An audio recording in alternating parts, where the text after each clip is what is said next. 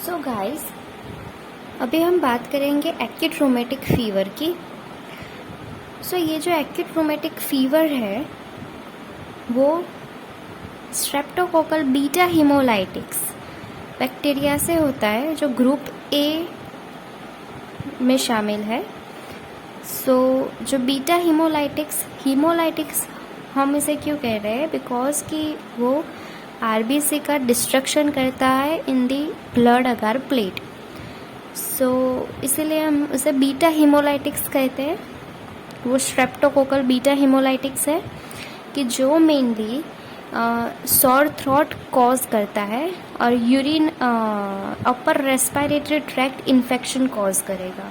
ठीक है, तो जब भी यहाँ पे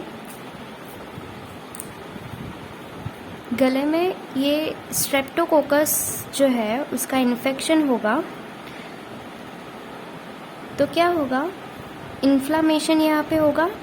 ठीक है, जिससे कि हमारे बॉडी की जो इम्यून सिस्टम होती है, ये इम्यून सिस्टम जो है वो क्या करेगी, वो बहुत सारे जो इन्फ्लामेटरी सेल्स है वो यहाँ पे इकट्ठा हो जाएंगे। दूसरा कि ये यहाँ पे एंटीबॉडी सिक्रीट करेगी अगेंस्ट दिस बैक्टीरिया एंड ये जो यहाँ पे स्ट्रेप्टोकोकल एंटीजन जो है उसके साथ ही एंटीबॉडी बाइंड होगा और उसका डिस्ट्रक्शन करेगा।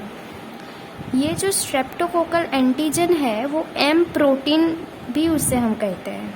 ठीक है, तो जब भी ये स्ट्रेप्टोकोकल इन्फेक्शन होगा तो फिर 97%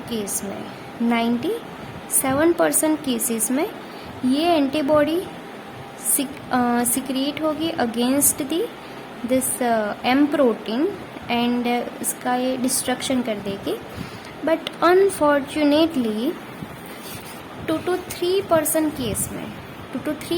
केस में एंटीबॉडी डेवलप तो होती है बट वो as a auto immune reaction जो है वो कॉज करेंगी।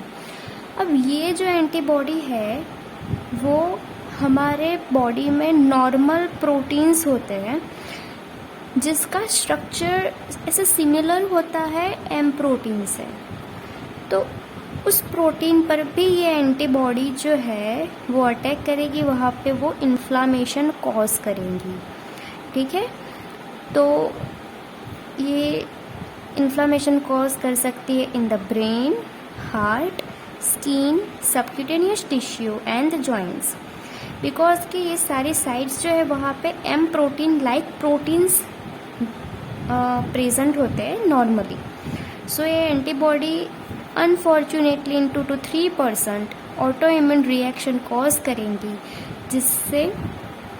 जिसे हम कहते हैं ये मल्टी सिस्टम डिजीज़, बिकॉज कि वो ब्रेन पे, heart, skin, subcutaneous tissue and joints को अफेक्ट करेंगे, वहाँ पे इन्फ्लामेशन कॉज करेंगी। ठीक है, अब ये जो है इसे हम एक्यूट रोमेटिक फीवर कहेंगे। उसकी क्लिनिकल मैनिफेस्टेशंस आगे हम बात कर रहे हैं। ओके, यहाँ पे चिल्ड्रन एज 5 to 14 ईयर्स तक यहाँ पे ये रोमेटिक फीवर जो है वो ज़्यादातर 5 to 14 एज जो होती है उसमें ज़्यादा कॉमन रहता है। And people with HLA-DR7 and HLA-DR4 gene जिसके पास है वो मोर ससेप्टिबल होता है ये स्ट्रेप्टोकोकल इन्फेक्शन से एंड उससे वो ऑटो इम्यून रिएक्शन ज़्यादा हो सकते हैं यहाँ पे ये पर्सन में जिसके पास ये HLA-DR7 एंड HLA-DR4 जीन है वो। देन उसके क्लिनिकल मैनिफेस्टेशंस की बात करें